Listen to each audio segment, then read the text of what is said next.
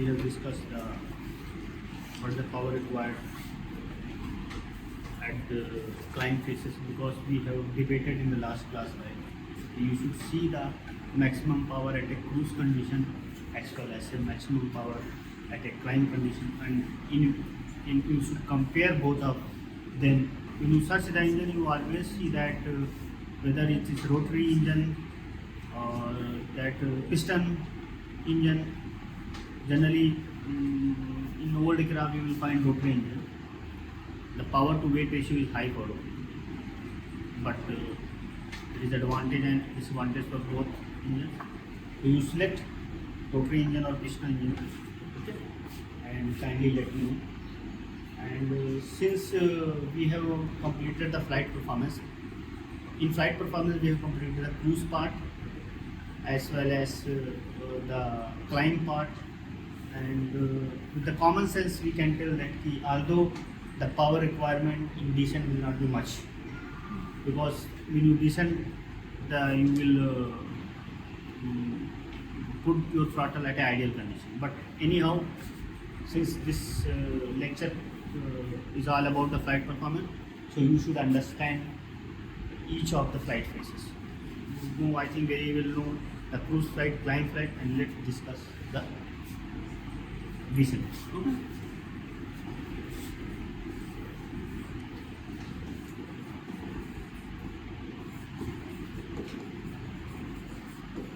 And if engine is off, then you may call it gliding.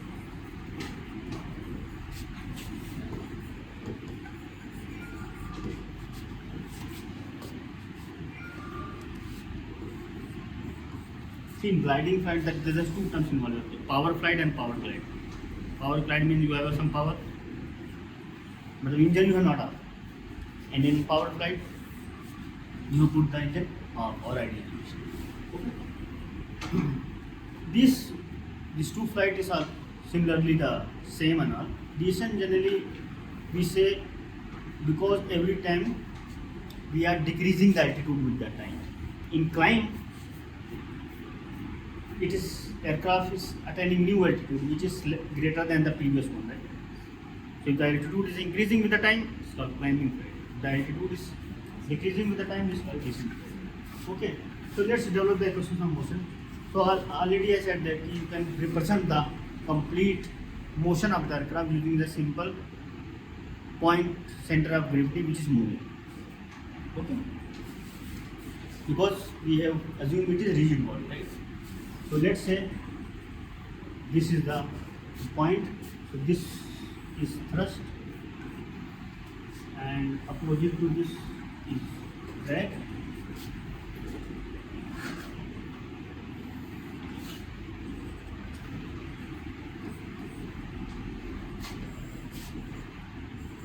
And this is weight.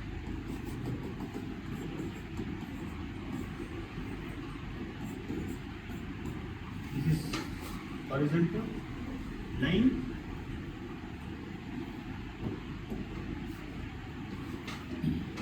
So this is making the angle gamma. Okay.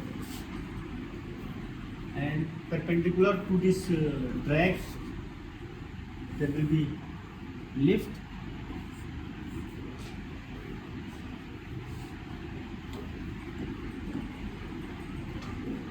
We make it same color. This is lift.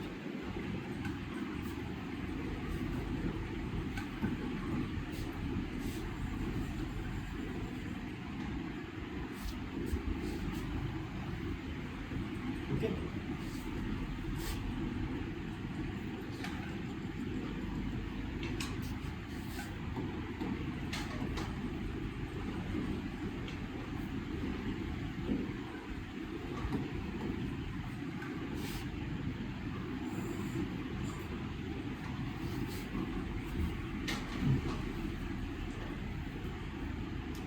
So this also will be the gamma. So this will be the W cos gamma, and this will be the W sin gamma. Okay. And since the flight is descending, you can put as gamma d.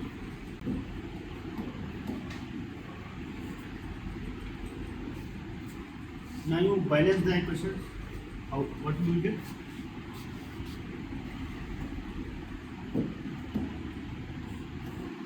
T plus W sine gamma d will be the equal to the drag, right? Sine gamma d will be equal to T d minus T divided by W.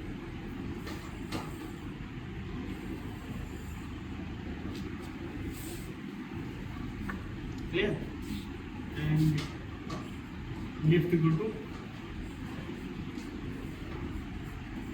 W cos gamma. So again during descent your load factor will be less than 1. Okay. So can you observe, can you compare this flight with the climbing flight? There you may observe T minus dW divided by W, and here is D minus T divided by W. So here you can put T equal to 0 for glide side. Okay.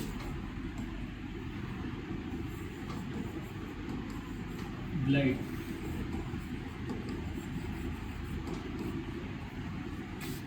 Glide side. Okay. So what will be the sign? Gamma D will be the D minus 0 divided by W, right? Okay. Sin gamma D will be D by W. Okay. And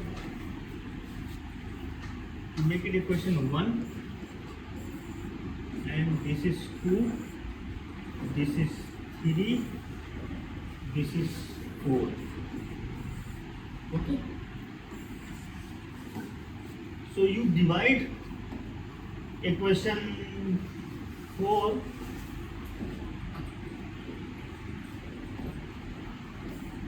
lift equal to W cos gamma, right? So gamma D. Then you also put gamma D. So cos gamma D equal to L by W, right? So you make it equation 5. Okay. So now you divide this equation. Divide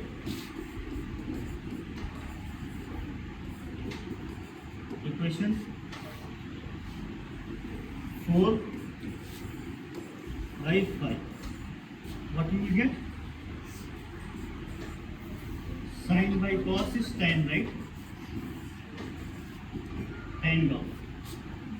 And what you will get? D divided by W, L by W. This will get cancelled, right?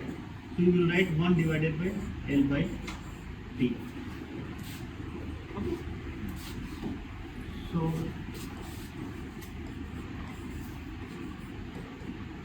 1 divided by L by D.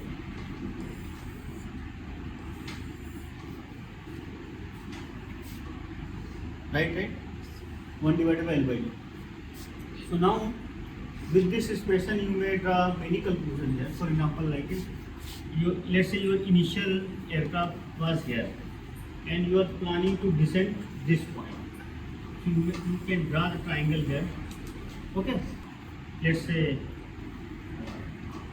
H, and this distance you have covered horizontal R. Okay. This total height is H, and distance is R. Okay. And you are following a straight line.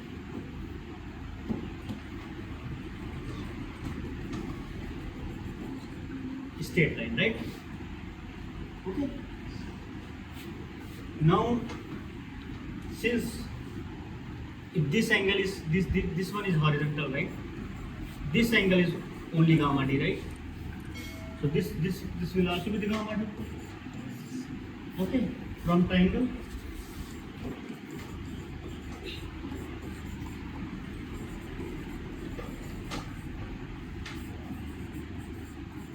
tan gamma d equal to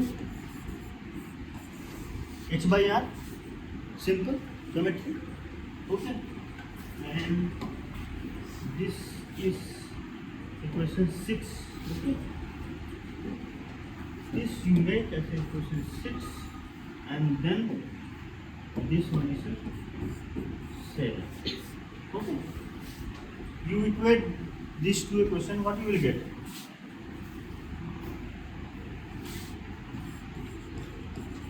From equation 6 and 7, from equation 6 and 7, h by r equal to 1 upon L by D. Okay, so you can say h equal to, what will be the r? R equal to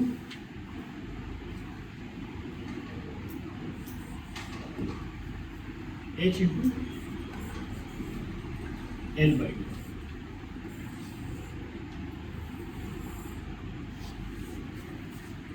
Now you make observation.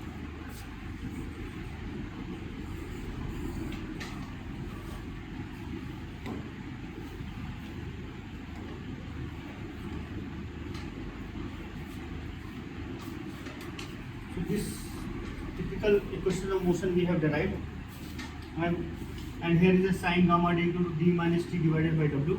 So here I mean to say that gamma d, if you put t equal to 0, d by w 1 upon L by d, later we have derived gamma d is a positive. So that means here you have assumed that the angle is positive, because here I have assumed this gamma d is a positive. So in both the cases I am assuming, see again I am saying I am descending with the gamma d 3 degree. That means it's already below the 3 degree. If you take gamma d negative, then you will get the expression of see, you have to be very careful here to avoid any possible confusion. You put gamma d negative here. Sign negative means negative will come outside. So d minus t minus w sin gamma d equal to t, d will be there. Then you will get the expression of sin gamma equal to t minus d divided by w. Same as climb plane. So here when you put t, d, w, then you will get the, for example, let's say you have put 0. So the expression will be minus d by w. Minus d by w, right?